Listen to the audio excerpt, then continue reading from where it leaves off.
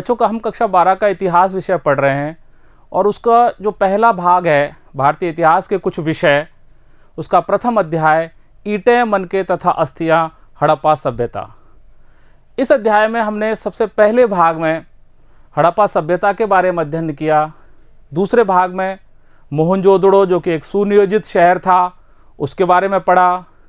तीसरे भाग में हड़प्पा सभ्यता में शिल्पकारी के कार्य कैसे किए जाते थे, शिल्प कार्य उनका प्रमुख व्यवसाय था, इसके बारे में अध्ययन किया।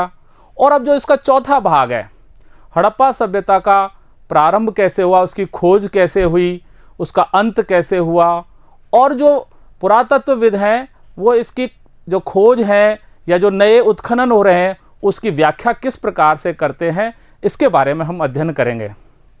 बच्चों, प्रारंभ में हड़प्पा सभ्यता की जो सबसे पहले सत्ता के बारे में बात करते हैं हम।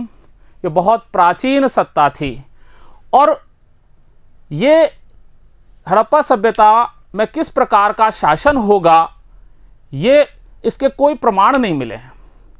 बच्चों देखिए कि पूरी सभ्यता उत्तर से लेकर दक्षिण तक और पश्चिम से लेकर पूर्व तक एक बहुत ही विस्तृत सभ्यता थी। इसमें फैसले करने, किसी कार्य को कराने के लिए फैसले लेना बहुत जटिल कार्य था, या इसकी व्यवस्थाएं चलाना बहुत जटिल कार्य था। आप ये भी देखिए कि पूरे क्षेत्र में एक जैसी ईंटें मिली हैं, एक जैसे आकृति को लिए हुए, एक जैसे मृदभांड मिले हैं, एक जैसे औजार मिले हैं, एक जैसे मनके मिले हैं, एक जैसे मकान मिले हैं, सुनियोजित जल व्यवस्था मिली है, बहुत सुनियोजित तरीके से बसाए हुए नगर हैं, दुर्ग हैं, विशाल भवन हैं। ये सब कैसे संभव थे? इसके पीछे कोई ना कोई कारण था। फिर भी जब बहुत अध्ययन करने के बाद में कुछ पुरातत्वविद तो ये मानते हैं कि नहीं भाई, कोई भी सत्ता वहां पर नहीं थी, सभी लोग सामाजिक स्तर से समान थे। कुछ ऐसे कहते हैं कि नहीं साहब, कुछ जगह पर अलग अलग जगहों पर अलग अलग सत्ताएं थी। मोहनजोदड़ो में, हड़प्पा के अंदर अलग राज्य था एक, वहाँ अलग सत्ता थी, मोहनजोदड़ो के अंदर अलग सत्ता थी। लेकिन अधिकांश पुरातत्वविद ये मानते हैं कि नहीं, पूरे क्षेत्र में एक ही केंद्रीय सरकार थी, एक ही पूरे क्षेत्र में शासन था, और वो शासन के कारण ही पूरे क्षेत्र में एक जैसा मामला था, यानी सभ्यता वो एक संस्कृति को लिए हुए थी, वो एक ही रूप में थी। हड़प्पाई समाज में जटिल फैसले लेने और उन्हें कार्यान्वित करने के संकेत मिलते हैं। हड़प्पाई पुरावस्तुओं में असाधारण एक रूपता है, यानी सारी की सारी वस्तुएं एक जैसी हैं। मृदभांडों को देख लीजिए आप, मोहरों को देख लीजिए, बांटों को देख लीजिए और ईंटों को देख लीजिए, सारे के सारे बांट एक ही मानकीकृत रूप में थे। यानी जहां पे 2 किलो को यहां जो माना गया वेट, उसी को दूसरी जगह माना गया, उसी को तीसरी जगह माना गया, पूरे क्षेत्र के अंदर, यानी उनका मानकीकृत रूप सब जगह समान था। इसके अलावा ईंटें के लिए मैंने आपको पूर्व में भी बताया था कि उनका जो कहीं भी पूरी हड़प्पा क्षेत्र के अंदर आप ईंटें देख लीजिए, उनकी जो आकृति का अनुपात 4:2:1 निश्चित था, चाहे ईंट बड़ी हो चाहे छोटी हो, तो वो सभी जगह एक ही जैसे थे ईंटें बनाने। अब ये ईंटें कोई ऐसा तो है नहीं कि एक ही स्थान पर बनती थी या वहां से सारी जगह बन करके और सभी जगह हड़प्पा क्षेत्र में जाती थी, लेकिन फिर भी सभी जगह ईंटों का अनुपात समान था। विशाल दीवारें, चबूतरे, ये सब, इन सब के लिए श्रम संगठन कैसे हुआ होगा, यह बिना सत्ता के संभव नहीं हो सकता।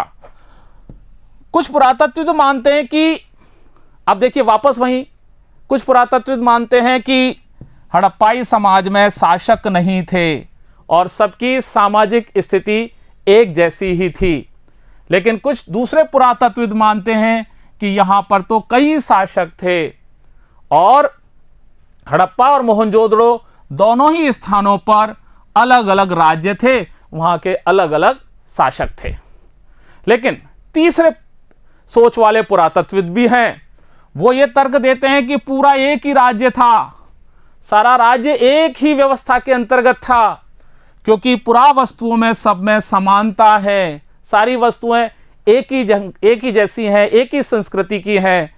और इसके अलावा नियोजित बस्तियां थी, प्लानिंग करके वो जो शहर बसाए हुए थे वो भी किसी शासक के बिना संभव नहीं है, किसी सत्ता के बिना संभव नहीं है। ईंटों के आकारों में निश्चित अनुपातों का होना, बस्तियों का कच्चे माल के स्रोतों के समीप होना, ये सारा एक समुदाय के द्वारा तो संभव नहीं है। इसके लिए वहां पर कोई ना कोई सत्ता आवश्यक रूप से रही होगी।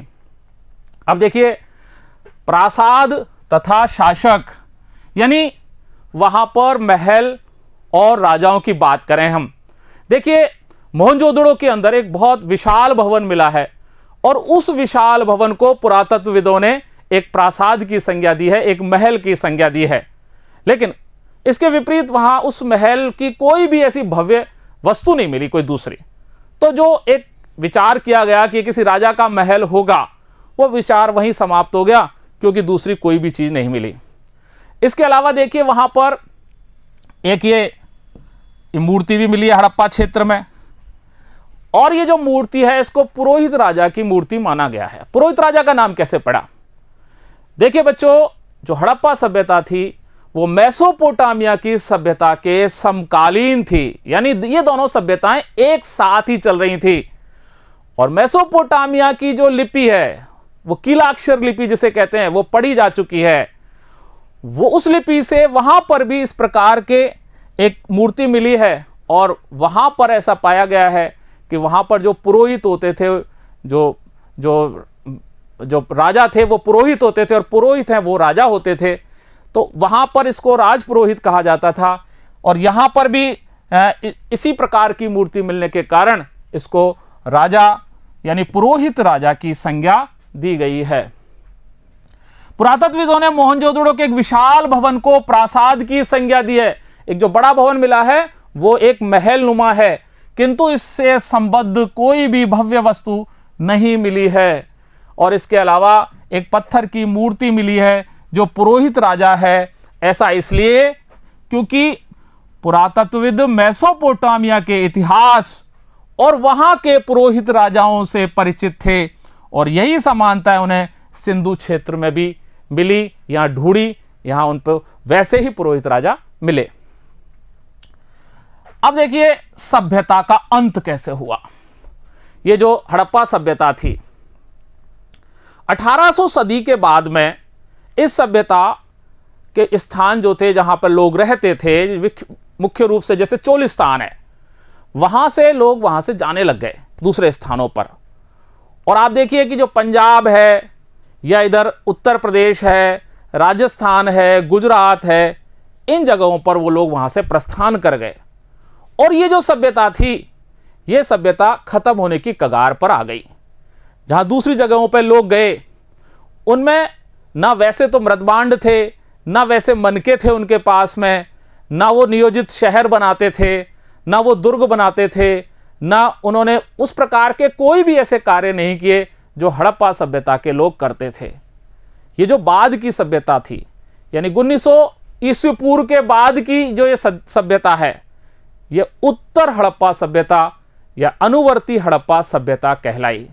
इस सभ्यता में जो एक जो शहरी सभ्यता थी हुआ करती थी हड़प्पा सभ्यता, वो अब ग्रामीण परिवेश में बदल गई। यानी अब इस सभ्यता ने अपना रूप बदल करके ग्रामीण रूप धारण कर लिया। 1800 ईस्वी पूर्व में चोलिस्तान जैसे अधिकांश विकसित हड़प्पा क्षेत्रों को त्याग दिया गया, उनको छोड़ करके लोग वहां से चले गए, और वो गुजरात में, हरियाणा में, पश्चिमी उत्तर प्रदेश में, वहां जाकर के उन्होंने अपनी बस्तियां और बसा ली, और वहां पर उनकी आबादी बढ़ने लगी। 1900 ईस्वी पूर्व के बाद में ये जो अस्तित्व में रहे ये क्षेत्र, ये उत्तर हड़प्पा क्षेत्र कहलाए। इनमें उत्तर हड़प्पा क्षेत्रों में भौतिक संस्कृति में बदलाव आया, यानी यहां की जो चीजें थी वो बदल गईं। जो वहां की विशिष्ट पुरावस्तुएं थी, जैसे वाण थे, मोहर थे, मनके थे, ये अब समाप्त हो गए। जो पहले हड़प्पा सभ्यता के जो चीजें थी, पुरावस्तुएं थी, वो अब यहां नहीं थी। लंबी दूरी का व्यापार जो वो करते थे, यहां से उनका मेसोपोटामिया से व्यापार था, ओमान से व्यापार था, बहरीन से व्यापार था, वो व्यापार भी अब उनका समाप्त हो गया। और जो शिल्प कार्य करते थे वो शिल्प कार्य की विशेषज्ञता भी उनकी समाप्त हो गई। जो वो आवास बनाते थे बहुत शानदार रहने के, वो आवासों का निर्माण भी उनका समाप्त हो गया। और जो बड़ी सार्वजनिक संरचनाएं उन्होंने निर्माण की थी, जैसे विशाल स्नानागार बनाया था, माल गोदाम बनाया था। अब इस प्रकार के सार्वजनिक संरचनाओं का निर्माण कार्य भी अब बंद हो गया और अब उनका जो जीवन था वो ग्रामीण शैली का परिलक्षित होने लगा, वो गांव जैसा जीवन जीने लगे। इस संस्कृति, ये जो बाद वाली संस्कृति थी, ये उत्तर हड़प्पा संस्कृति या अनुवर्ती संस्कृति कहलाई। इस प्रकार से हम देखते हैं कि जो हड़प्पा सभ्यता थी वो एक स्थान से दूसरे स्थान पर चली गई और जो मुख्य स्थल था उसका वो लगभग समाप्त हो गया 1900 ईस्वी पूर्व के बाद के समय में। इस सभ्यता के समापन के या इसके अंत के क्या कारण थे, सभ्यता में परिवर्तन के क्या कारण थे? तो देखिए, जलवायु परिवर्तन इसका एक कारण हो सकता है कि वहां पे इस प्रकार की जलवायु हो जो उनको सूट नहीं कर रही हो। इसके अलावा वनों के कटाव, यानी वन सारे उन्होंने उपयोग के हिसाब से काट लिए हों, वहाँ बहुत ज़्यादा गर्मी पड़ने लग गई हो, अथवा नदियों ने अपना स्थान, अपनी जो दिशा परिवर्तित कर ली हो, इस कारण से भी वहाँ पे लोग वहाँ से पलायन कर गए हों। भूमि है उसका अधिक उपयोग हो गया हो, अब वो बंजर भूमि होने लग गई हो, किसी काम की नहीं रही हो, इसलिए लोगों ने वहाँ से पलायन कर लिया हो। ये अनेक कारण हो सकते हैं वहाँ से लोगों के पलायन के, पर अब यानी सभ्यता में परिवर्तन के, जलवायु में परिवर्तन के कारण, वनों में कटाई के कारण भी जा सकते हैं। वो अत्यधिक बाढ़ आ गई हो, वहाँ पे भूकंप आ गए हों, इसलिए भी वो वहाँ से जा सकते हैं। नदियों के सूख जाने के कारण भी जा सकते हैं और भूमि के अत्यधिक प्रयोग के कारण भी वो वहाँ से जा सकते हैं। लेकिन सारी की सारी सभ्यता उसका एक साथ ही पतन हो जाए, ये भी संभव नहीं है कि पूरी सब जगहों पर एक साथ ही जलवायु परिवर्तन हो जाए, एक साथ ही सब जगह पे नदियां सूख जाएं या अकाल पड़ जाए, क्योंकि सभ्यता तो बहुत विस्तृत क्षेत्र में थी, तो सभी जगहों पर एक जैसी स्थिति या परिस्थिति का होना संभव नहीं है। लेकिन फिर भी ये जो सभ्यता थी ये समाप्त हो गई और नवीन जगहों पर यह सभ्यता जब विकसित हुई, ये जो शहरी सभ्यता विकसित हुई, इसमें लगभग 1000 वर्ष का समय लगा। हालांकि यह पूरी सभ्यता के पतन की व्याख्या नहीं करता।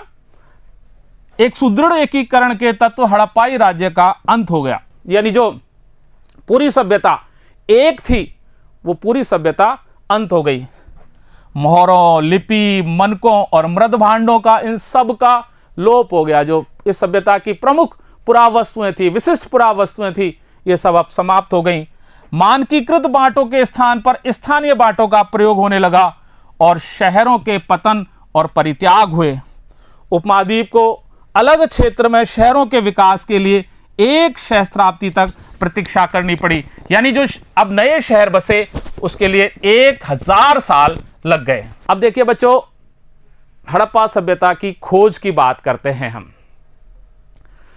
हड़प्पा सभ्यता की खोज कैसे हुई? हड़प्पा सभ्यता, पुरातत्वविदों ने इसके जो अलग अलग पात्र हैं, जो भौतिक वस्तुएं हैं, उनको इतिहास के अंशों से जोड़ करके और उनको इकट्ठा करके इस सभ्यता का निर्माण किया, इस सभ्यता के बारे में बताया। पुरातत्वविदों ने भौतिक अवशेषों से प्राप्त साक्ष्यों के माध्यम से, जो इसके भौतिक अवशेष हैं, जो पुरावस्तुएं हैं, अथवा इसके अलावा जो इसके दुर्ग हैं, इसके नगर हैं, इसके जलाशय हैं, उन सब से अलग अलग अंशों को लिया, उनको एक साथ जोड़ा और उससे इस नवीन सभ्यता की खोज हुई। अब इस सभ्यता की खोज से पहले की कहानी कनिंघम से जुड़ी हुई है। कनिंघम 1871 में भारतीय पुरातत्व सर्वेक्षण विभाग के डायरेक्टर जनरल बने अलेक्जेंडर कनिंघम। कनिंघम जो थे, उनको भारतीय इतिहास में बड़ी रुचि थी। उन्होंने प्राचीन भारतीय इतिहास का जो आरंभिक काल था, यानी उनकी वो ये मानते थे कि जो भारतीय इतिहास का प्रारंभ 600 ईस्वी पूर्व से लेकर 400 ईस्वी पूर्व के बीच में हुआ था और गंगा नदी के जो घाटी वाला क्षेत्र है वहां पर इसका विस्तार हुआ। उसके बाद में जब उन्होंने उसकी जांच करने की कोशिश की तो उन्होंने जो चीनी यात्री थे अथवा बौद्ध यात्री जो यहाँ आते थे और वो अपने यात्रा वृतांत लिखते थे, उन यात्रा वृतांतों के आधार पर उन्होंने अन्वेषण का कार्य किया। वो जो भी अन्वेषण करते थे उसको वो लिखते थे और लिख करके उसको फिर वो उसके बारे में और दोबारा खोज करते थे। उस समय भी ऐसा था जब साहित्य और अभिलेखों के द्वारा खोजने का काम या उत्खनन का काम साहित्य और अभिलेखों के द्वारा किया जाता था। और कनिंघम की रुचि भी भारतीय सांस्कृतिक अवशेषों को जानने में ही थी। अब क्या हुआ कि बाद में, यानी कि बहुत बाद के समय में, और एक अंग्रेज अधिकारी ने उनको ला करके एक मोहर भी दी कि देखिए साहब एक मोहर है। कनिंघम ने उस मोहर को देखा और देख करके उन्होंने उसको जो 600 ईस्वी पूर्व से 400 ईस्वी पूर्व तक का जो समय था, प्राचीन भारतीय इतिहास का जो समय, उससे उन्होंने उसको दिनांकित कर दिया। और ये जो गलत दिनांकित किया उन्होंने, यही उनकी सबसे बड़ी भूल थी। और वो एक बहुत बड़े इतिहास को, जो हमारा पुराना हड़प्पा सभ्यता का इतिहास था, उसको खोजने से वंचित रह गए। कनिंघम का भ्रम। भारतीय पुरातात्विक सर्वेक्षण के पहले डायरेक्टर जनरल कनिंघम ने 19वीं शताब्दी के मध्य में पुरातात्विक उत्खनन के कार्य प्रारंभ कराए। कनिंघम के समय पुरातात्विक अपने अन्वेषणों के लिए साहित्य और अभिलेखों का प्रयोग अधिक पसंद करते थे। जो साहित्य लिखे हुए थे, पुराने जो अभिलेख थे, अशोककालीन अभिलेख थे या उसके बाद के थे, उस समय उन्हीं साहित्य और अभिलेखों से ही वो खोज का या अन्वेषणों का कार्य करना अधिक पसंद करते थे। कनिंघम की रुचि भी जो आरंभिक ऐतिहासिक काल था 600 ईस्वी पूर्व से 400 ईस्वी पूर्व, और उसके जो बाद का समय था, उसके जो बाद के काल थे, उसी में कनिंघम की भी अधिक रुचि थी। आरंभिक बस्तियों की पहचान करने के लिए उन्होंने कि भाई उस कब शुरू में यहाँ बस्तियां बसी होंगी, कनिंघम ने जो चीनी और बौद्ध यात्री यहाँ पर आए 400 से 700 ईस्वी के बीच में, उनके छोड़े हुए वृतांतों का ही अध्ययन किया, प्रयोग किया। कनिंघम ने अपने सर्वेक्षण के दौरान मिले अभिलेखों, यानी कनिंघम को जब वो सर्वेक्षण करते थे और उस दौरान उनको जो अभिलेख मिलते थे, उनका वो संग्रहण करते थे, उनका वो प्रलेखन करते थे और उनका अनुवाद भी करते थे। लेकिन कनिंघम ऐसी पुरावस्तुओं को खोजने का प्रयास करते थे जो सांस्कृतिक महत्व की थी, यानी वो भारतीय सांस्कृतिक महत्व की चीजों में ही उनकी रुचि थी। कुछ हड़प्पाई वस्तुएं, पुरावस्तुएं कनिंघम तक पहुंची भी थी, लेकिन वो उसके महत्व को समझ नहीं पाए कि ये वस्तुएं कितनी प्राचीन हैं। और एक अंग्रेज ने कनिंघम को एक हड़प्पाई मोहर दी। देखिए ये एक हड़प्पाई मोहर है। इस मोहर में वही एक वृषभ का या एक श्रृंगी जानवर का चित्र है, यहां पर लिपि है। कनिंघम को एक अंग्रेज अधिकारी ने मोहर दी। उन्होंने उस मोहर पर ध्यान तो दिया, लेकिन उसे एक ऐसे कालखंड में दिनांकित कर दिया जिससे वो परिचित थे, और वो उनका असफल प्रयास था, क्योंकि वे भारतीय इतिहास का प्रारंभ गंगा नदी की घाटी में पनपे शहरों के साथ ही मानते थे। और इस सुनिश्चित अवधारणा के कारण ही वे हड़प्पा के महत्व को समझने से चूक गए, और यह कनिंघम की बहुत बड़ी गलती रही। अब इसके बाद में देखिए आप, थोड़ा सा मैं आपको बीच में दो चीजें हैं, एक तो पुरास्थल और टीला, ये दो बातों के बारे में समझाऊंगा। पुरास्थल क्या होते हैं? देखिए बच्चों, पुरास्थल वो स्थान है जहां पर वस्तुओं का पहले निर्माण होता है, फिर उनका उपयोग या प्रयोग होता है, फिर उसके बाद वो नष्ट हो जाती हैं, फिर वो एक ही स्थान पर इकट्ठा हो जाती हैं, तो उसका जो एक स्थान बन जाता है वो पुरास्थल होता है। पुरातात्विक पुरास्थल वस्तुओं के निर्माण, प्रयोग और उनको त्याग दिए जाने से बनता है। टीला, अब टीला क्या चीज है? देखिए, किसी एक स्थान पर जब कुछ लोग रहते हैं तो वो जो स्थान है वो थोड़ा ऊंचाई की तरफ, जैसे मान लीजिए किसी स्थान पर रह रहे हैं, थोड़े समय बाद में उसकी ऊंचाई बढ़ जाती है, क्योंकि वहां पे मिट्टी वगैरह आके उसका भरत हो जाता है, ऊंचाई पे वो स्थान चला जाता है। अनवरत रूप से इसका ये ऊपर उठता चला जाता है, और अंत में जब वो लोग वहां से चले जाते हैं तो एक मलबे का निर्माण हो जाता है, वहां मलबे का ढेर बन जाता है, वही टीला है। बाद में हवा और पानी के कारण इस भूमिखंड के स्थिति में भी परिवर्तन आता है। और फिर एक के ऊपर एक के ऊपर एक इसके स्तर जमते चले जाते हैं। ये जो स्तर हैं, ये स्तर अलग अलग संस्कृतियों को लिए हुए होते हैं। इसके स्तर जैसे मान लो एक ये स्तर है, दूसरा इसका ये स्तर है, तीसरा इसका ये स्तर है, चौथा इसका ये स्तर है, अनेक इसके स्तर बनते हुए चले जाते हैं। इन स्तरों में जो सबसे नीचे वाला स्तर होता है वो सबसे प्राचीनतम होता है, सबसे पहले जहां से शुरुआत हुई है, और जो सबसे ऊपर वाला स्तर होता है वो नवीनतम स्तर होता है। इन स्तरों में बीच में एक जैसी संस्कृति, एक जैसे रंग, एक जैसी प्रकृति होती है। कोई स्तर ऐसे भी होते हैं जिनमें कुछ भी नहीं मिलता, वो बंजर स्तर कहलाते हैं। और इन सभी स्तरों के बारे में जो अध्ययन करते हैं उसको भी एक विज्ञान का नाम दिया गया है, उसका नाम स्तर क्रम विज्ञान है। अब देखिए टीला, जब लोग एक ही स्थान पर नियमित रूप से रहते हैं तो भूमिखंड के अनवरत उपयोग द्वारा और उसके वापस उपयोग द्वारा, पहले उपयोग किया फिर उसका दोबारा लोग रहने लग गए, फिर उसका उपयोग हुआ, तो आवासीय मलबों का, ढेरों का निर्माण हो जाता है जिन्हें टीला कहते हैं। फिर कुछ लोग उसको अल्पकाल के लिए छोड़ के चले जाते हैं या कुछ परमानेंट भी वहां से चले जाते हैं। अल्पकालीन अथवा स्थायी परित्याग करने के बाद हवा और पानी के क्रियाशीलता और कटाव के कारण भूमिखंड के स्वरूप में, उसके रूप में बदलाव आ जाता है। इन टीलों से मिले स्तरों से प्राप्त वस्तुओं से आवास का पता चलता है, यानी जिस टीले के अंदर वस्तु मिल गई यानी वहां आवास रहे होंगे, वहां लोग रहे होंगे, इस बात का पता लगता है। ये स्तर एक दूसरे से रंग, प्रकृति और पुरावस्तुओं के संदर्भ में भिन्न होते हैं, अलग अलग तरह के होते हैं हर स्तर। और जिस स्तर में कुछ भी ना मिले उस स्तर को बंजर स्तर कहा जाता है।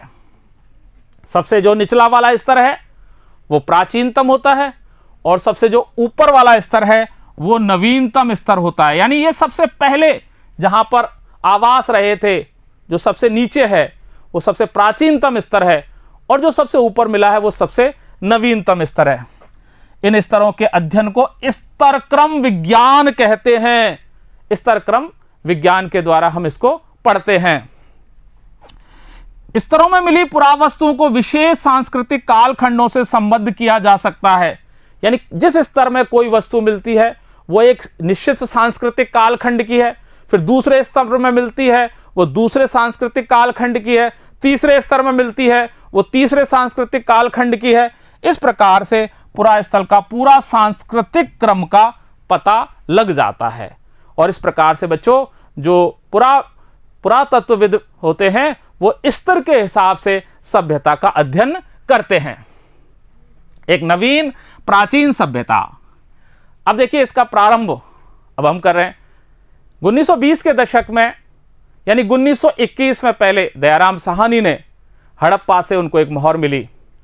उसके कुछ समय बाद यानी 1922 में राखालदास बनर्जी को मोहनजोदड़ो से भी वैसी मोहर मिली। तो वहां पे खुदाई के कार्य प्रारंभ हुए और आप देखिए कि इतनी एक विशाल सभ्यता जिसको हड़प्पा सभ्यता या सिंधु घाटी सभ्यता कहा गया वो प्रकाश में आई। तब 1924 में उस समय जो भारतीय पुरातत्व सर्वेक्षण के डायरेक्टर जनरल जॉन मार्शल थे, उन्होंने पूरे विश्व के सामने एक नई सभ्यता की खोज की घोषणा कर दी। एस.एन. राव ने अपनी पुस्तक में लिखा भी है, द इंडियन आर्कियोलॉजी जो उनकी पुस्तक है, the story of Indian archaeology, उसमें लिखा है कि जो मार्शल भारत में जहां गए थे, हिंदुस्तान में जहां गए थे, उससे उन्होंने 3000 वर्ष पीछे उसको ले जाकर के छोड़ा है, क्योंकि जो सभ्यता थी वो 3000 वर्ष पुरानी सभ्यता को खोजा था। और इसका पता ऐसे लगा क्योंकि यह मेसोपोटामिया की सभ्यता के समकालीन सभ्यता थी। 1920 के दशक में पुरातत्वविद दयाराम साहनी ने हड़प्पा में मोहरें खोज निकाली जो आरंभिक ऐतिहासिक स्तरों से भी अधिक प्राचीन स्तरों से संबद्ध थी। तभी राखालदास बनर्जी ने भी मोहनजोदड़ो से हड़प्पा जैसी मोहरें खोज निकाली। अतः दोनों ही पुरास्थल एक ही पुरातत्वविद संस्कृति के भाग थे, एक ही संस्कृति थी, क्योंकि दोनों ही जगह पे, चाहे वो हड़प्पा हो चाहे मोहनजोदड़ो हो, दोनों ही जगह पर एक ही जैसी मोहरें मिली थी, यानी वो एक ही संस्कृति को बयां करती थी। इन्हीं खोजों के आधार पर 1924 में फिर जॉन मार्शल ने पूरे विश्व के सामने, पुरातत्व सर्वेक्षण के डायरेक्टर जनरल जॉन मार्शल थे, उन्होंने पूरे विश्व के समक्ष सिंधु घाटी में एक नवीन सभ्यता की खोज की घोषणा कर दी। और देखिए, तब एस.एन. राव ने अपनी पुस्तक में the story of Indian archaeology में लिखा कि जॉन मार्शल ने भारत को जहां पाया था उसने उसको 3000 वर्ष पीछे छोड़ दिया।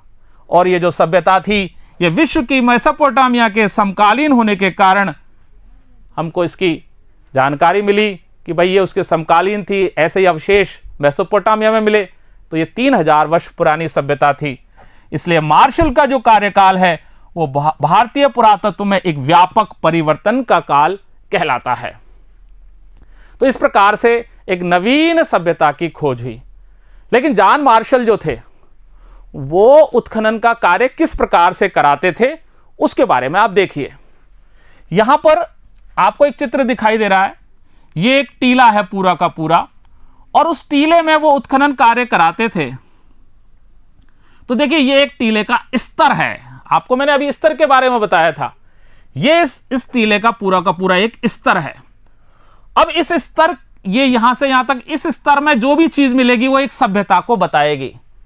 लेकिन जॉन मार्शल ने गलत काम किया, उनकी सोच गलत थी। उन्होंने क्षैतिज रूप से इसकी खुदाई करवाई, यूं इस प्रकार से उन्होंने इसकी खुदाई करवाई, क्षैतिज, बिल्कुल सीधी सीधी। अब इसमें प्रॉब्लम क्या आई कि एक स्तर ये था और दूसरा स्तर जैसे मान लो ये जा रहा है। अब ये स्तर भी इस क्षैतिज में आ गया और ये भी आ गया, यानी दो सभ्यताएं जो थी या दो संस्कृतियां जो थी वो एक साथ ही आ गई। इससे सारा गड़बड़ हो गया, चीजें मिल गई, और वो जो गड़बड़ था उस गड़बड़ ने सारा गड़बड़ कर दिया। मार्शल स्तर विन्यास को अनदेखा कर टीले में समान परिमाण वाले क्षैतिज इकाइयों के साथ साथ उत्खनन का प्रयास करते थे। वो क्षैतिज इकाइयों के साथ उत्खनन करते थे, जिससे अलग अलग स्तरों से संबद्ध होने पर भी एक इकाई विशेष से प्राप्त सभी पुरावस्तुओं को सामूहिक रूप से वर्गीकृत कर दिया। एक ही इकाई से जो चीज मिली, अलग अलग स्तरों की थी, उन्होंने उन सबको एक साथ ही वर्गीकृत कर दिया। परिणाम स्वरूप इन खोजों में बहुमूल्य जानकारी जो हमको मिलनी थी वो हमारी सदैव के लिए लुप्त हो गई, और हमारे लिए उन्होंने एक समस्या खड़ी कर दी। तब नई तकनीकें आई और नई तकनीकों के द्वारा इस चीज का समाधान किया गया। सबसे पहले अब 1944 में आर.एम. व्हीलर भारतीय पुरातत्व सर्वेक्षण के नए डायरेक्टर जनरल बने। उन्होंने बताया कि नहीं, क्षैतिज रूप से हमको खुदाई नहीं करानी है, उत्खनन के कार्य नहीं कराने हैं, हमको तो स्तर के हिसाब से ही खुदाई करानी है, चाहे वो ऊपर जा रहा हो चाहे नीचे जा रहा हो, पूरा स्तर एक ही होना चाहिए, उस हिसाब से हमको उत्खनन का कार्य कराना है। और ऐसा करने से समस्या का स्वयं ही निदान हो गया। 1944 में भारतीय पुरातत्व सर्वेक्षण के डायरेक्टर जनरल आर.एम. व्हीलर बने। व्हीलर ने मार्शल द्वारा दी गई समस्या का निदान करते हुए पहचाना कि एक समान क्षैतिज इकाइयों के आधार पर खुदाई की बजाय टीले के स्तर विन्यास का अनुसरण करना अधिक आवश्यक है, यानी स्तर के हिसाब से चलना ज्यादा बढ़िया है बजाय क्षैतिज चलने के। व्हीलर जो थे वो सेना में पहले ब्रिगेडियर रहे हुए थे, इसलिए वो बहुत ही एक्यूरेट काम करते थे। वो परिशुद्धता का बहुत ध्यान रखते थे, यानी उनकी जो भी पद्धति थी वो बिल्कुल परिशुद्धता लिए हुए होती थी, इसलिए उनकी पद्धति में किसी भी प्रकार की गलती की कोई संभावना नहीं होती थी। अब देखिए, हम आगे बात करते हैं कि अब ये हड़प्पाई जो सभ्यता थी उसकी खुदाई का कार्य प्रारंभ हुआ। और आप ये देखिए कि ये जो सभ्यता थी इसकी भौगोलिक सीमाओं की बात करें हम, तो भौगोलिक सीमाएं इसकी परिवर्तित हो चुकी थी। क्यों? क्योंकि स्वतंत्रता के बाद में दो देश बन गए, भारत और पाकिस्तान। तो राष्ट्रीय सीमा अब कोई काम की नहीं रही और अधिकांश क्षेत्र पाकिस्तान में चला गया। बाकी जो कुछ शेष क्षेत्र था वो भारत में बचा। अब हम भारतीय लोग उसकी उत्खनन का या उसकी जांच कैसे कर सकते थे? तो यहां पे दूसरे क्षेत्रों पर खुदाई का निरंतर काम चलता रहा। और बात यह रही मजे की कि नए क्षेत्र भी हमको प्राप्त हुए, चाहे वो पंजाब में प्राप्त हुए, चाहे वो कच्छ में प्राप्त हुए, चाहे गुजरात में प्राप्त हुए, चाहे राजस्थान में कालीबंगा में प्राप्त हुए, या उत्तरी उत्तर प्रदेश के कुछ भाग प्राप्त हुए। इस प्रकार हमने देखा कि ये जो उत्खनन का कार्य था, ये जब चलता रहा तो बहुत सारे नए क्षेत्रों का हमको ज्ञान हुआ। हड़प्पा सभ्यता की भौगोलिक सीमाओं का आज की राष्ट्रीय सीमाओं से कोई संबंध नहीं है और विभाजन के बाद सभ्यता के अधिकांश प्रमुख स्थल पाकिस्तान में है। इस कारण से भारतीय पुरातत्वविदों ने भारत के ही पुरास्थलों को चिन्हित करने का प्रयास किया और कच्छ, पंजाब, हरियाणा, इन अनेक स्थानों पर अन्वेषणों के कार्य ऐसे हुए जो हड़प्पा स्थलों से जुड़ गए, वो उसी संस्कृति को लिए हुए थे। नए क्षेत्रों में कालीबंगा, लोथल, राखीगढ़ी, धौलावीरा, राखीगढ़ी तो बहुत बड़ा क्षेत्र मिला है इस सभ्यता का, सर्वाधिक बड़े क्षेत्रों में से एक है।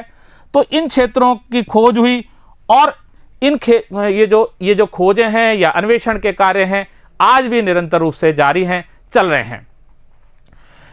अब देखिए, हम इस उत्खनन की बात करें तो बच्चों, ये जो उत्खनन का कार्य है ये अलग अलग विज्ञानी अलग अलग रूप से करते हैं। कुछ सांस्कृतिक रूप से देखते हैं चीजों को, भाई एक ही कल्चर की, एक ही संस्कृति की चीज है तो वो एक ही सभ्यता का हिस्सा है। कुछ लोग भौगोलिक क्षेत्र के हिसाब से देखते हैं कि एक ही भौगोलिक क्षेत्र की चीजें हैं अतः वह एक ही संस्कृति या सभ्यता का हिस्सा है। कुछ लोग पुरावस्तुओं के हिसाब से देखते हैं, उनकी उपयोगिता के हिसाब से इस बात का चयन करते हैं कि भाई ये एक ही सभ्यता है या अलग अलग प्रकार की सभ्यता है।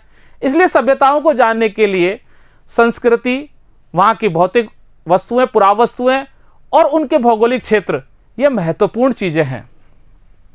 कुछ पुरातात्विक सांस्कृतिक उपक्रम का पता लगाने के इच्छुक रहते हैं।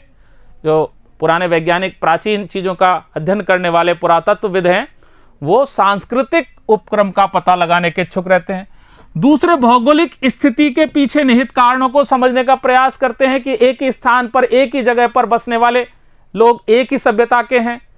तीसरे लोग वो हैं जो पुरावस्तुओं से जूझते हैं, वहां जो चीजें मिलती हैं, पुरावस्तुएं मिलती हैं, उनका अध्ययन करते हैं और उन वस्तुओं के आधार पर उनकी उपयोगिता को समझने का प्रयास करते हैं कि वो किस उपयोग की चीजें हैं रही होंगी, उस समय किस उपयोग की रही होंगी और आज के संदर्भ में उनका उपयोग क्या है, और उसके आधार पर वो सभ्यता की खोज करते हैं।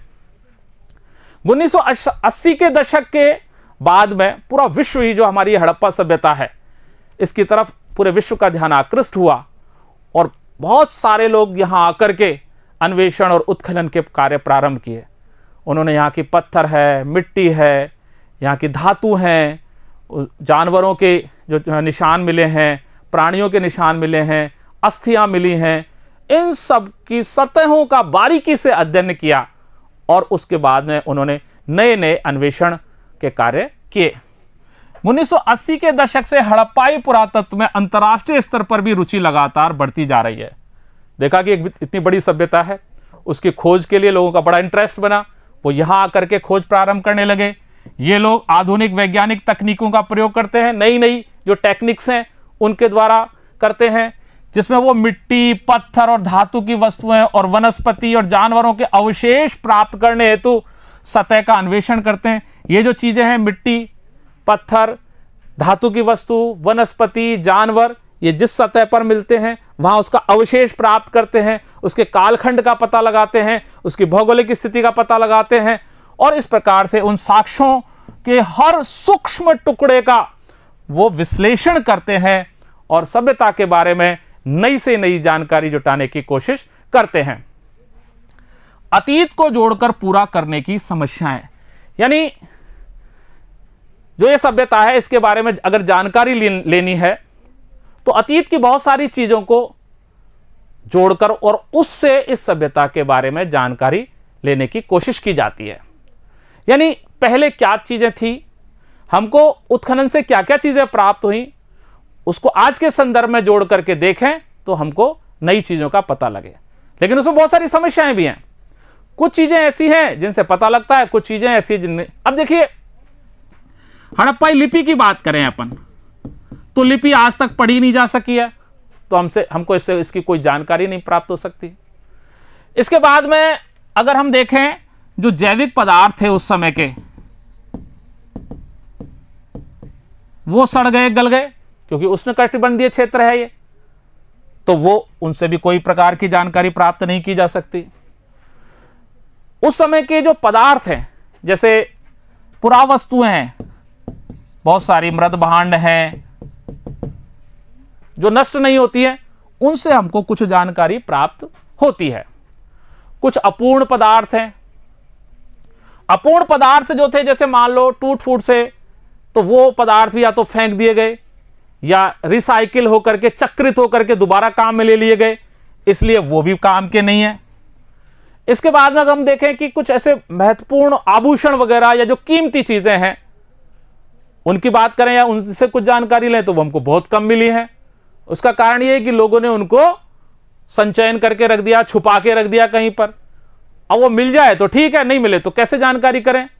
तो आभूषणों के द्वारा किसी भी चीज की जांच करना एक संयोग ही हो सकता है, बाकी हम उससे कोई प्रारूपिक रूप से उसकी जानकारी नहीं कर सकते। हड़प्पाई लिपि देखिए आप, सबसे पहले मैंने इसकी बात की। हड़प्पाई लिपि से इस प्राचीन सभ्यता को जानने में कोई मदद नहीं मिलती, क्योंकि वो लिपि आज तक ही समझी नहीं जा सकी है। इसके अलावा जो भौतिक साक्ष्य हैं, जैसे मृदभांड हैं, औजार हैं, आभूषण हैं, घरेलू सामान हैं, जैसे कपड़ा है, चमड़ा है, लकड़ी है, सरकंडे हैं। अब इसमें जो पहले की चीजें हैं, औजार, आभूषण या मृदभांड वगैरह, इनसे तो हमको कुछ जानकारी मिल जाती है, वो अभी तक मिल जाते हैं। लेकिन जो कपड़ा है, चमड़ा है, लकड़ी है, सरकंडे हैं, ये सारे के सारे जैविक पदार्थ हैं, यानी जो जीवों से प्राप्त किए जाते हैं। और ये ऐसे पदार्थ हैं जो सड़ जाते हैं, क्योंकि ये उष्ण कटिबंधीय क्षेत्र है हमारा। ये यहाँ पर धीरे धीरे इनका प्रगलन हो जाता है और ये पदार्थ सड़ जाते हैं, खत्म हो जाते हैं, ये नष्ट हो जाते हैं। इसलिए इनसे भी, इनमें मृदभांड वगैरह से तो जानकारी मिल सकती है, लेकिन जैविक पदार्थों से हमें किसी प्रकार की जानकारी नहीं मिल सकती। अब वस्तुएं वो बस्ती हैं, जैसे पत्थर है, पकी मिट्टी है, धातु है, ये जरूर शेष रहती हैं, इनसे हमको जानकारी प्राप्त होती है। इसके अलावा जो टूटी फूटी चीजें हैं, अनुपयोगी वस्तुएं, उनको फेंक दिया जाता है, लेकिन ये जब वापस चक्रित होकर के पुनः इनको काम में जरूर लिया जाता है।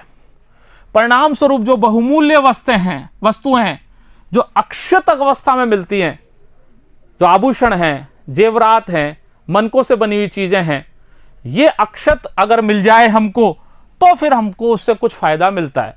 लेकिन ये भी संचयन के कारण दोबारा प्राप्त नहीं होती, कई बार छुपा के रख दी, गाड़ के रख दी, तो ये मिलती नहीं है। अतः ये जो ये खोजें हैं, ये प्रारूपिक ना होकर संयोगिक हैं, यानी संयोग से ही ये मिलेंगी और इनसे हमें नई जानकारी प्राप्त होगी।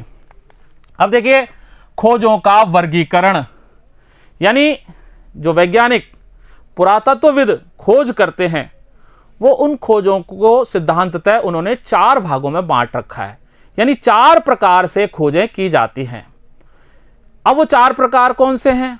एक तो प्रयुक्त पदार्थों के द्वारा, दूसरा उपयोगिता के आधार पर, तीसरा कोई भी जो संदर्भ के द्वारा, या जो कोई किसी साक्ष्य के द्वारा, कोई ऐसा साक्ष्य मिल जाए उसके द्वारा वो जानकारी करते हैं। अब देखिए प्रयुक्त पदार्थों के द्वारा वो खोजें कैसे करते हैं, यानी ये एक सामान्य सिद्धांत है और इसमें पत्थर, मिट्टी, धातु, अस्थि, हाथी दांत, ये पदार्थ मिलते हैं जो उस समय प्रयुक्त किए गए थे और आज भी हैं, इनके आधार पर वो खोज करते हैं। दूसरा उपयोगिता के आधार पर, यह थोड़ी सी जटिल विधि है। उपयोगिता से अर्थ है कि वो किन चीजों का उपयोग करते थे, आज के संदर्भ में उनका क्या उपयोग है। जैसे मान लो कोई औजार मिल गया और फिर यह कंफ्यूजन होता रहता है कि औजार है, आभूषण तो नहीं है। अब देखते हैं आभूषण है, फिर लगता है ये धार्मिक काम की चीज तो नहीं है, कहीं तीसरे प्रकार की चीज तो नहीं है, या किसी भी 2 प्रकार की चीज तो नहीं है। तो यह उपयोगिता का चक्कर बहुत जटिल भी है। इसके अलावा उपयोगिता में यह भी देखा जाता है कि वो चीज कहां मिली है, उसका माध्यम कहां है, वो कब्र में मिली है या घर में मिली है या जंगल में मिली है, उसके हिसाब से भी उपयोगिता देखी जाती है। यह बात जरूर है, कुछ चीजों की उपयोगिता तब भी वही रही है और आज भी वही है। जैसे चक्की है, चक्की जो आटा पीसने की चक्की थी वो उस समय भी उसी उपयोग में रही, आज भी उसका उपयोग वही है। तो इसलिए उसको तो उस संदर्भ से और आज के संदर्भ से दोनों को जोड़ना आसान है। यह अधिक जटिल विधि है। इसमें पुरातत्वविदों को यह तय करना होता है कि कोई पुरावस्तु एक औजार है या आभूषण है या फिर दोनों है या कोई आनुष्ठानिक प्रयोग की चीज है। उपयोगिता की समझ आधुनिक समय में प्रयुक्त वस्तुओं से उनकी समानता पर आधारित होती है, यानी पहले उनका क्या उपयोग था और आज वो किन चीजों से समान है और उनका आज क्या उपयोग हो रहा है। जैसे मनके हैं, चक्कियां हैं, पत्थर के फलक हैं, पात्र हैं, इनका उपयोग आज भी उसी प्रकार से हो रहा है, इसलिए हम उनको जोड़ते हैं और पता लगाते हैं इन चीजों का वो कैसे उपयोग कर रहे थे। इसके साथ ही पुरावस्तु की उपयोगिता को समझने के लिए वे माध्यम का भी प्रयोग करते हैं कि वो घर में मिली है, नाले में मिली है, कब्र में मिली है, भट्टी में मिली है, जहां मिली है वैसा उनका उपयोग रहा होगा। तीसरा है अप्रत्यक्ष साक्ष्यों का सहारा लेकर, इनडायरेक्ट में, यानी जैसे मान लीजिए कि हमको कपास के अवशेष मिले हड़प्पा सभ्यता में कि भाई वहां कपास पैदा की जाती थी, लेकिन क्या कपड़े पहने जाते थे क्या कपास के बना करके? अब कोई कपड़ों का तो कोई प्रारूप है नहीं, तो मूर्तियों को देख करके अंदाज लगाया जाता है कि वो क्या कपड़े पहनती थी क्या? अगर वो कपड़े पहनती थी तो कपास से कपड़े बनाए जाते होंगे। तो ये इनडायरेक्ट में कोई हमको साक्ष्य मिल गया, अप्रत्यक्ष साक्ष्य मिल गया।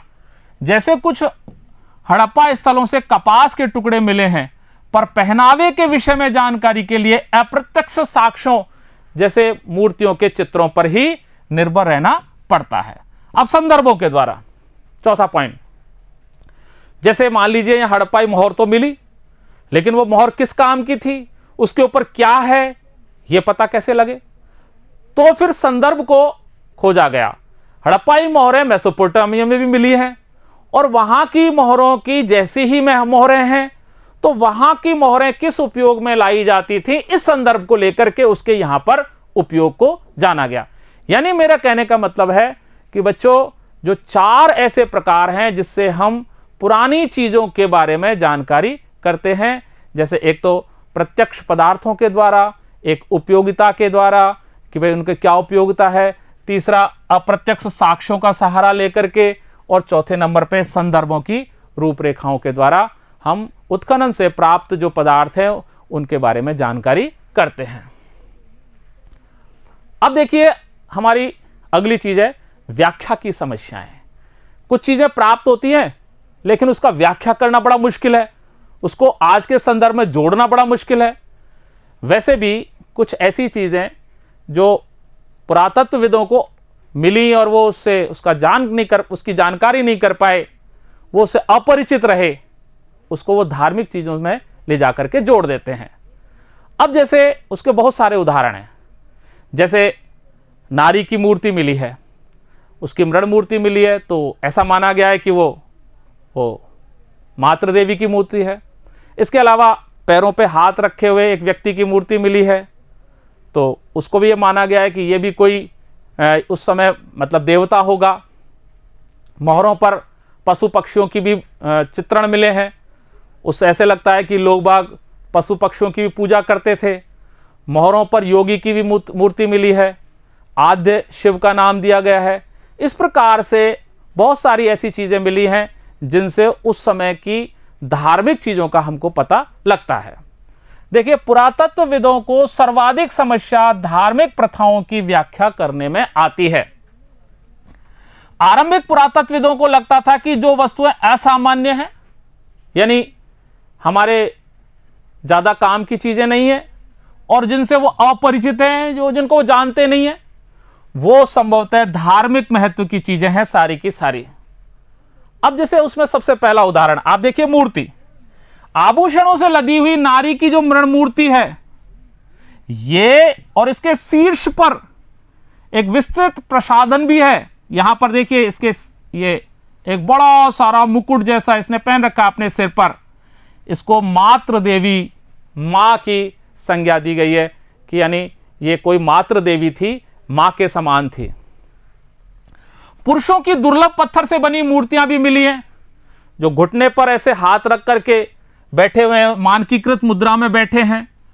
उसको पुरोहित राजा से जोड़ा गया है। उस समय के मेसोपोटामिया में जो पुरोहित राजा था, उस प्रकार की मूर्ति मान करके उससे जोड़ा गया है। इसके अलावा विशाल स्नानागार, स्नानागार और जो बहुत सारी ऐसी लोथल में वेदियां मिली हैं जो अनुष्ठानिक मानी गई हैं कि इनमें अनुष्ठानिक कार्य की चीज़ें थी। हमने पढ़ा है पहले कि जो विशाल स्नानागार है वो अनुष्ठान के काम आता था, बहुत सारे लोग एक साथ आकर के उसमें स्नान करते होंगे। ऐसे ही लोथल में वेदियां मिली हैं। अब वो वेदियां किस काम की रही होंगी? वो चौकोर हैं और ऐसे लगता है कि यज्ञ हवन करने के काम में ली जाती होंगी, तो उनको धर्म से जोड़ दिया गया। और वो मोहरें हैं जिन पे अनुष्ठान के चिन्ह मिले हैं, उन मोहरों को यह माना गया है कि धार्मिक आस्थाओं से जुड़ी हुई मोहरें हैं। जिन मोहरों पर पेड़ पौधों के चित्र उत्कीर्ण हैं वे प्रकृति पूजा के संकेत देते हैं कि देखो वो इतना प्रकृति से प्रेम करते थे कि मोहरों पर भी पेड़ पौधों के चिन्ह उन्होंने अंकित करवा रखे हैं। आप देखिए, आपने देखा है जो शुरू में हड़प्पाई मोहर से हमने इस अध्याय का प्रारंभ किया था, उसमें एक सींग वाला एक श्रृंगी जानवर का चित्र था।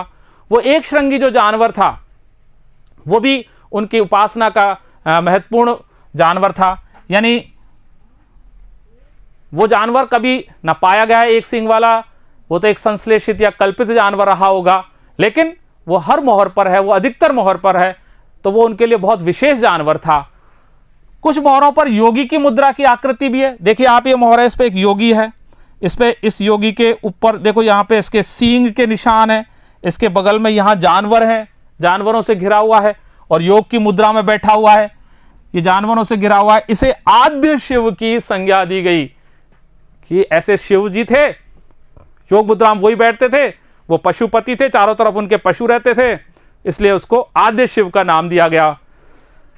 पत्थर की शंक्वाकार वस्तुएं भी मिली हैं जो लिंग जैसी हैं, उनको शिवलिंग कहा गया है।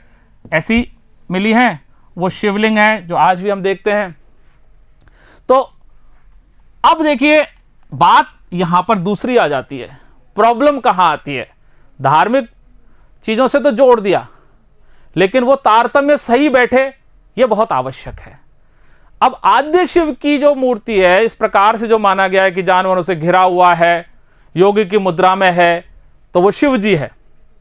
लेकिन जो हमारे ऋग्वेद हैं, जो 1500 ईस्वी पूर्व से लेकर के 1000 ईस्वी पूर्व के बीच में लिखे गए, गंगा नदी के, सिंधु नदी के मुहाने पर बैठे हुए ऋषि मुनियों ने जब वेदों का निर्माण किया, और उसमें जो शिव हैं वो ना तो योगी बताए गए हैं और ना ही वो पशुपति बताए गए हैं, यानी वो तो अलग अलग हो गए।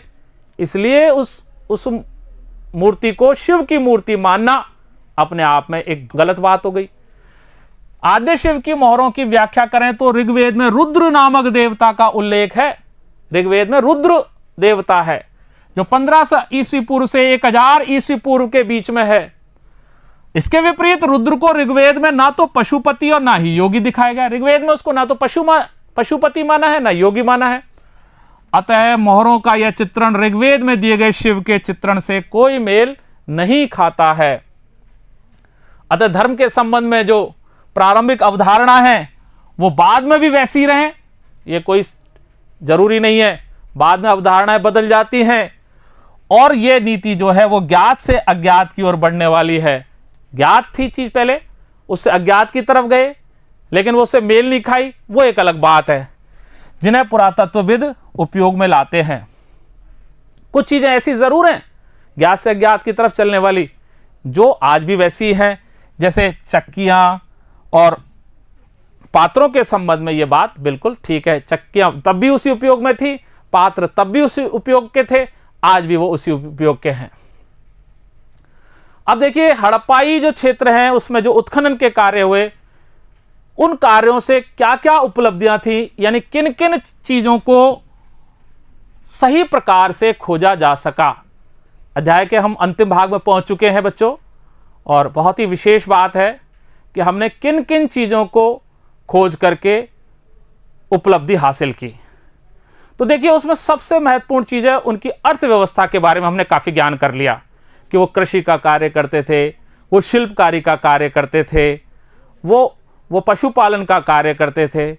शिल्पकारी उनकी बहुत विस्तृत क्षेत्र में फैली हुई थी, इसलिए उनकी अर्थव्यवस्था के बारे में हमारी जानकारी काफ़ी बेहतर है। इसके अलावा उनके आवासों से, दुर्ग और निचले शहर से उनकी सामाजिक स्थिति का पता लगता है।